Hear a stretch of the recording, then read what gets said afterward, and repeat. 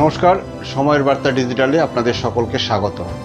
অনুষ্ঠান শুরু করব তার আগে প্রত্যেক দর্শককে অবশ্যই শুভ বিজয়ের প্রীতি, শুভেচ্ছা ও ভালোবাসা। আজকের আলোচনার বিষয় পিওকে। কারণ পিওকে সম্পর্কে আপনাদের সকলেরই জানা আছে। পেহেলগাঁওয়ে যে ঘটনা, সেই ঘটনার পর থেকে পিওকে আর গোপন নেই সাধারণ মানুষের মধ্যে। এই পিওকেতে কিন্তু আমরা দেখছি যে সাধারণ মানুষ তারা কিন্তু যথেষ্ট উত্তেজিত হয়ে পড়েছে এবং বিভিন্ন সূত্র থেকে যেটা খবর পাওয়া যাচ্ছে, এই যে উত্তেজনা, সেই উত্তেজনার পারদ এতটাই যে হিংসাত্মক পরিবেশের সৃষ্টিও হয়েছে। আমরা দেখেছি যে পাকিস্তান কিন্তু ইতিমধ্যে তারা কিন্তু একেবারে ক্ষত বিক্ষত হয়ে রয়েছে এবং বিভিন্নভাবে বিভিন্ন প্রদেশে তাদের যে হামলা, বিভিন্ন রকমের যে অসন্তোষ প্রকাশ এবং ক্ষোভ বিক্ষোভ, সেটা কিন্তু লেগেই রয়েছে।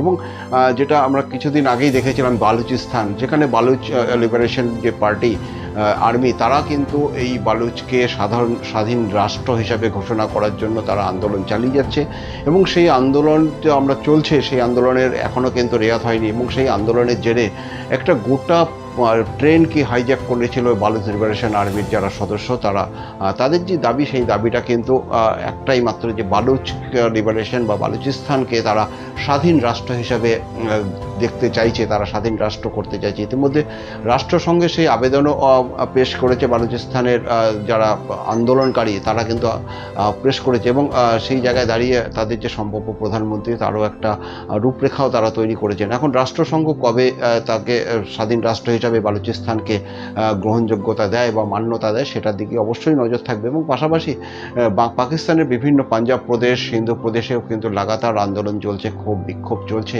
এবং এরই মধ্যে এই যে পিওকে অর্থাৎ পাক অধিকৃত কাশ্মীর, যেই পাক অধিকৃত কাশ্মীরকে দীর্ঘদিন তারা কিন্তু বঞ্চিত, এবং যা দেখা যাচ্ছে বিভিন্ন সমাজের মানুষ তারা কিন্তু রাস্তায় নেমে আন্দোলন করছে। এই পরিস্থিতিতে দাঁড়িয়ে যখন বর্তমান পাকিস্তান সরকার, তারা কিন্তু আর্মিকে নামানো হয়েছে, বেশ কিছু আর্মি অফিসার বা আর্মি জওয়ান যারা রয়েছে তাদেরকেও কিন্তু আটক করেছে। এবং সেই ছবি আমরা দেখেছি বিভিন্ন সংবাদ মাধ্যমে, সেই ছবি যেমন উঠে আসছে, তেমনই কিন্তু পাকিস্তানের বিরুদ্ধে যে ক্ষোভ, সেই ক্ষোভ কিন্তু উঠে আসছে। যদিও এই যে প্রশ্ন, এই যে পাক অধিকৃত কাশ্মীর অর্থাৎ পিওকের যে আন্দোলন, সেই আন্দোলন তাদের যে দাবি বলছেন, দীর্ঘদিনভাবে পাকিস্তান সরকারের থেকে তারা বঞ্চিত। বিভিন্ন তাদের যে বর্তমানে 38 দফা দাবি রয়েছে তাদের এই আন্দোলনের মধ্যে, এই 38 দফা দাবি পাকিস্তান সরকার কিভাবে মেটাবে? এমনিতেই তারা তাদের যে পরিস্থিতি, তাদের যে অবস্থান, অর্থনৈতিকভাবে পরিকাঠামো একেবারে ভেঙে পড়েছে, যে সামাজিক পরিবেশ সেটাও ভেঙে পড়েছে। সেক্ষেত্রে দাঁড়িয়ে পিওকের যারা বাসিন্দা, তাদের যে 38 দফা দাবি, সেই দাবি তারা কি করে মেটাবেন, সেটা কিন্তু সবথেকে বড় প্রশ্ন। এরই মধ্যে আরেকটা গুঞ্জন শোনা যাচ্ছে, এই পিওকে তারা কিন্তু ভারতে আসতে চলেছে বলে একটা সূত্রের খবর।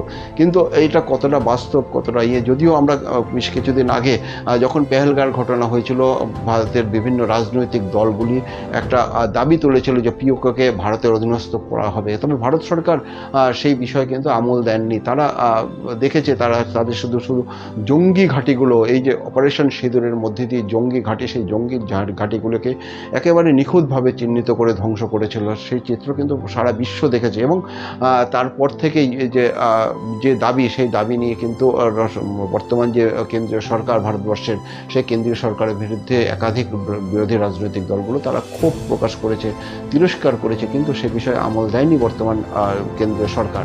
রাজনাথ সিং তিনি কিন্তু বলেছেন যে পাক অধিকৃত কাশ্মীরের জন্য আমাদের যুদ্ধ করতে হবে না।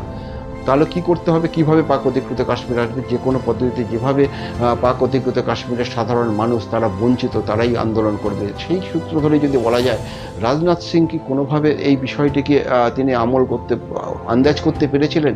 তার দৃষ্টিগোচর হয়েছিল যে পাকিস্তানের পাক অধিকৃত কাশ্মীরের যেসব নাগরিক রয়েছে তারা আন্দোলন করবেন এবং আন্দোলনের পরে তারা ভারতের সঙ্গে যোগ দেবেন। এই যে বিষয়টি কিন্তু অবশ্যই যখন 2 মাস আগে এই রাজনাথ সিং তিনি যখন এই মন্তব্য করলেন, তারপরেই এই যে এই আন্দোলনের মাত্রা কিন্তু সেটারই একটা ইঙ্গিত দিচ্ছে, এটা বলাই যায়।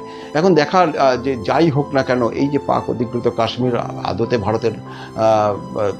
ভারতের দখলে অধীনস্থ হবেন কিনা, ভারত সরকারের অধীনস্থ। যেখানে এই প্রসঙ্গেই বলি যে আরেকটা বিষয়, যেখানে কাশ্মীরও কিন্তু একটা সময় খুব উত্তেজনা ছিল, বর্তমান সরকার, কেন্দ্রীয় সরকারের যে নীতি, সেই নীতির ফলে কিন্তু এই সেই কাশ্মীর কিন্তু একটা সুষ্ঠু স্বাভাবিক পরিবেশে ফিরে এসেছে এবং তাদের জনজীবন, স্বাভাবিক জীবনে যে উন্নতি, সেই উন্নতি কিন্তু একের পর এক উন্নতি হচ্ছে। যেখানে দীর্ঘ কয়েক বছর পরে রেল সড়ক কিন্তু পৌঁছেছে কাশ্মীরে। যে অভাব ছিল, সেই অভাব কিন্তু অনেকটাই দূর হয়েছে। বিভিন্ন জাতীয় সড়ক, রাজ্য সড়ক, ট্যানেলের মাধ্যমে কেন্দ্র সরকার এই যে সিদ্ধান্তগুলো নিয়েছে। এবং মূলত যে আমরা জানি যে কাশ্মীর মূলত পর্যটন কেন্দ্র হিসাবে, তাদের কিন্তু অন্য কোনো রোজগার সেই অর্থে নেই। আর পর্যটন কেন্দ্র মানেই একটা পর্যটন থেকে যে পর্যটন শিল্পকে যেভাবে ভারত সরকার শিল্পের মর্যাদা দিয়েছে, সেই জায়গায় দাঁড়িয়ে পর্যটনকে কেন্দ্র রাজ্য যেভাবে উন্নতি সাধন করছে, সেটা কিন্তু অবশ্যই বলা বাহুল্য। এই বিষয়টাই কিন্তু প্রাক অধিকৃত কাশ্মীরে যারা সাধারণ মানুষ, তাদের মধ্যে কিন্তু একটা নাড়া দেবে অবশ্যই, যে তার পার্শ্ববর্তী রাজ্য কাশ্মীর, সেখানে ধীরে ধীরে যে উন্নতি হচ্ছে, যেভাবে জনজীবন আরও স্বাভাবিক হচ্ছে, উন্নতি সাধন হচ্ছে, সেখানে দাঁড়িয়ে একেবারে দীর্ঘদিন ধরে বঞ্চিত এই পাক অধিকৃত কাশ্মীরের যারা বাসিন্দা, তাদের যে আন্দোলন, সেই আন্দোলনও যথেষ্ট তাৎপর্যপূর্ণ। এবং অবশ্যই প্রশ্ন রাখে পাকিস্তান সরকার যেভাবে অধিগ্রহণ করে রেখেছে এই পাক অধিকৃত কাশ্মীরকে, পিওকে, সেই জায়গায় দাঁড়িয়ে তারা যদি ভারতের অধীনস্থ হয়, তারা কিন্তু তাদের যে জীবন জীবিকা বা এই যে তাদের যে স্বাভাবিক জীবন, সেই জীবনটা কিন্তু অনেকটাই স্বাচ্ছন্দ্যে ফিরে আসবে, এটা বলা যায়। এবং যেভাবে ভারত সরকারের নীতি, সেই নীতি অনুযায়ী কিন্তু এটা বলা যায় যে ভারত সরকার যেভাবে সারা দেশ জুড়ে তাদের যে উন্নয়নের ধারা, প্রত্যেকটি প্রদেশ ধরে ধরে যে উন্নয়ন, সেই উন্নয়নটা কিন্তু ভারত সরকার করছে। এবং সেই জায়গায় দাঁড়িয়ে যদি পাক অধিকৃত কাশ্মীর ভারতের অধীনস্থ হয়, তাহলে সেই উন্নতির ভাগদার কিন্তু এই পাক অধিকৃত কাশ্মীরও হবে। এখন দেখার যে এই বিষয়ে যে আদতে এটি কি প্রাক অধিকৃত কাশ্মীর, তারা কি ভারতের অধীনস্থ হয়, নাকি আর যে তাদের যে 38 দফা দাবি, সেই দাবি পাকিস্তান সরকার মেনে নেয়। এবং সর্বোপরি বলা যায় যে আসিফ মনির, তিনিও কিন্তু যথেষ্ট চাপে রয়েছে। এবং শাহবাজ শরীফ, পাকিস্তানের প্রধানমন্ত্রী, তিনিও চাপে রয়েছে। এবং বিভিন্ন যে সমস্যা পাকিস্তানের মধ্যে, সেই সমস্যাগুলো কিন্তু তার যে বহিঃপ্রকাশ, সেই বহিঃপ্রকাশের পরে কিন্তু পাকিস্তান যত দিন যাচ্ছে তত ক্ষত বিক্ষত হচ্ছে। বিভিন্ন প্রদেশগুলির জন্য আন্দোলন করছে। সেই আন্দোলনের পরে কিছুদিন পরে পাকিস্তান থাকবে কিনা, এটাই সব থেকে বড় প্রশ্ন। এখনকার মতন সময়ের বার্তা ডিজিটালের এই প্রতিবেদন এ পর্যন্তই। অন্যান্য সমস্ত খবরের জন্য আপনার চোখ থাকুক সময় বার্তা ডিজিটালে।